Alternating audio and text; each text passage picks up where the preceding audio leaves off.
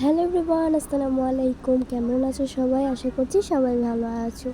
এখন থেকে মনে হয় ডেইলি ব্লগ ছাড়ার চেষ্টা করব ইনশাআল্লাহ। সো আজকে সকাল সকাল আমি উঠে কি রান্না করবে ভেবে ঝটপট বাজার করে আনলো। আনার পরে দুই ননদ ভাবি কাজ করতেছে, সব কাটতেছিল। শাক আনছিল, ডাটা আনছিল, পটল আনছিল, চিংড়ি মাছ আনছিল। আর এদিক দিয়ে নানু টিভি দেখছিল। এটা খুবই ফেভারিট একটা মুভি আমার। আর এদিক দিয়ে আজান আর আমি ঘুমাইতেছিল ছোটো ফ্যান সাইরা, যে গরম পড়ছে ফ্যান তো ছাড়া লাগবে।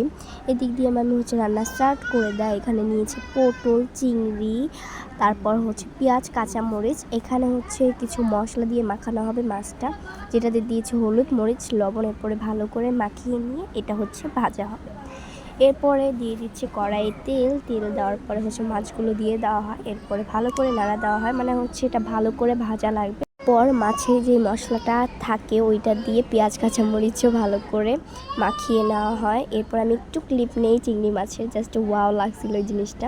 এরপরে পেঁয়াজ মরিচগুলোও দিয়ে দেওয়া হয়, তারপরে ভালো করে নাড়া দেওয়া হয়। তারপরে দেওয়া হয় পটল দেওয়ার পরে নাড়া দেওয়ার পরে সুন্দরী একটা কালার আসছিল। পটল আমি জীবনও খাই না, কিন্তু মামি যেভাবে রান্না করতেছিল ভাবছিলাম যে আজকে খাবো।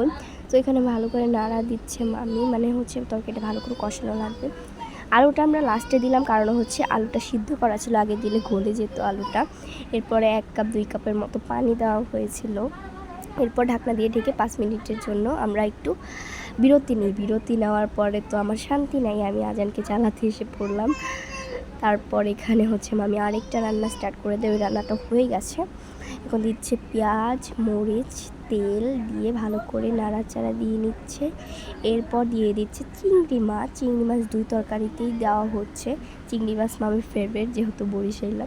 এরপর শাক ভাজার জন্য এখানে শাকটা ভালো করে ধোয়া হচ্ছে। এখন চিংড়ি মাছ আগে থেকে বাটা ছিল, ওইটাই দিয়ে দেওয়া হলো। তারপর একটু নাড়া দিয়ে নেওয়া হলো। তরকারি কষাবেন ততই মজা। এরপরে পরিমাণ মতো লবণ, হলুদ, মরিচ এগুলো দিয়ে নাড়া দিয়ে নিচ্ছে। এরপরে দিয়ে দিব আমরা ডাটা আর আলু, যেগুলো আগে থেকে ধুয়ে নিয়েছিল মামি। এরপরে এগুলো দিয়ে ভালো করে আবারও নাড়া দিতে হবে।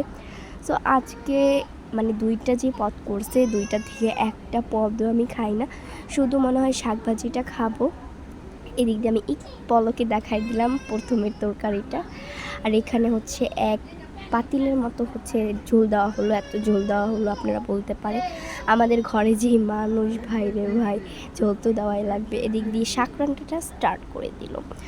আমি বলি 2টা পদের থেকে শাকটাই আমার একটু বেস্ট লাগছে, শাকটাই আমার ভালো লাগছে, কেন জানি না।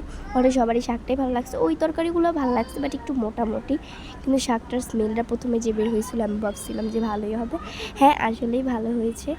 আজকে আমার ভয়েস শুনে আপনারা অবাক হবেন, কারণ আজকে আমার একটু ঠান্ডা লাগছে।